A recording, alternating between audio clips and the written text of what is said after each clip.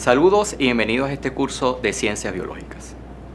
En el encuentro de hoy revisaremos el origen de las células en la Tierra primitiva y cómo a través de esos procesos de selección natural fueron dando origen a las células procariotas y eucariotas, hasta conformar las células que tenemos actuales en nuestro cuerpo y en los diferentes seres vivos. En tal sentido, acompáñame para estudiar las diferentes características que conforman estas interesantes células.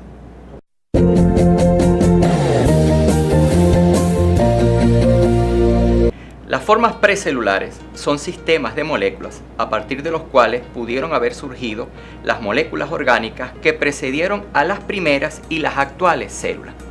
Recordemos un poquito los experimentos de Stanley Miller, Sidney Fox y Alejandro Parín.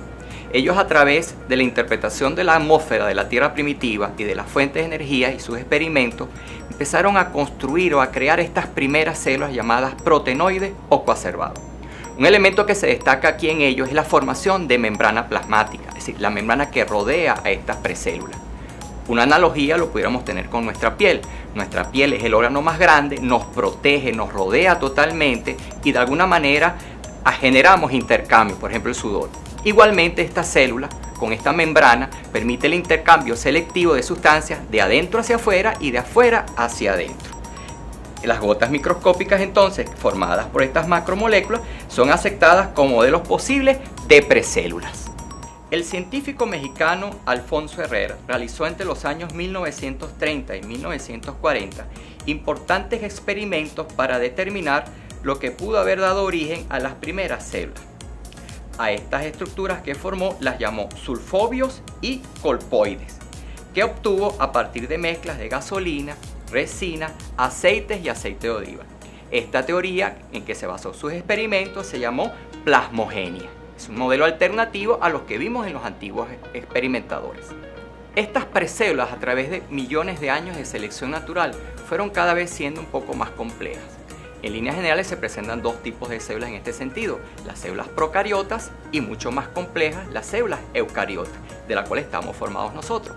Las células procariotas son muy simples en su conformación, tienen un ADN difuso, una membrana así constituida, y algunas son autótrofas, fotosintéticas o quimiosintéticas. La verdadera complejidad de las células vino con las células eucariotas, es decir, verdaderas eucariotas.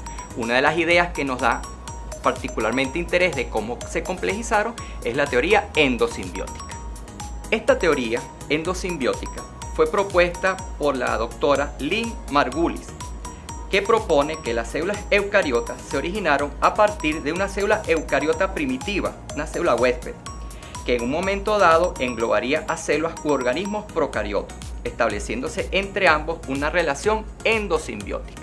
Esto significa que había una célula más grande, unas células más pequeñitas, procariotas, y de alguna manera fue absorbida, pero en vez de disolverla, formó parte de ella como una simbiosis, como un mutualismo, donde ambas se beneficiaban.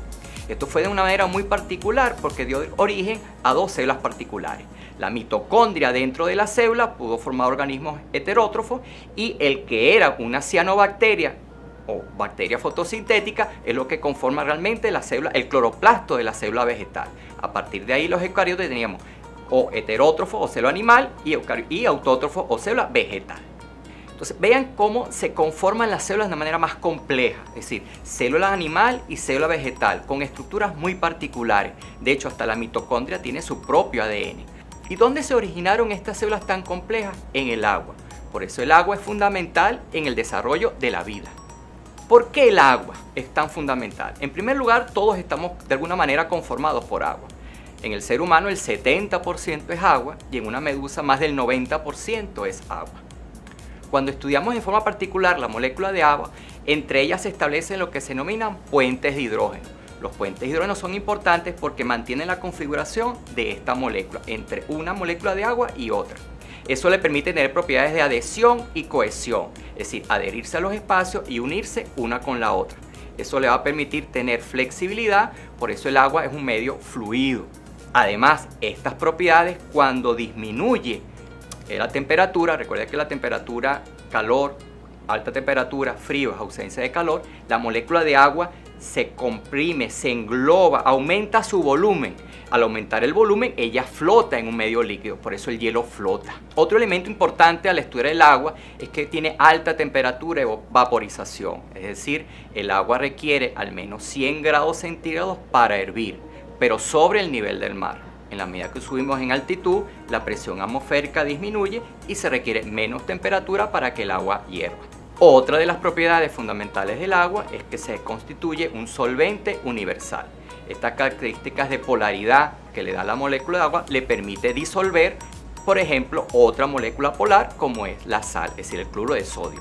Por eso el agua de mar es salada. Al inicio te preguntamos cuántos tipos de células tenemos. Pues tenemos más de 2000 tipos de células diferentes, pero ellas no se renuevan a la misma velocidad. Las células del estómago duran apenas unos días para renovarse, los glóbulos rojos 3 meses, la piel algunas semanas y los huesos 10 años. Por tanto, nuestro cuerpo constantemente está renovando células nuevas que se van a adaptar a los cambios del ambiente.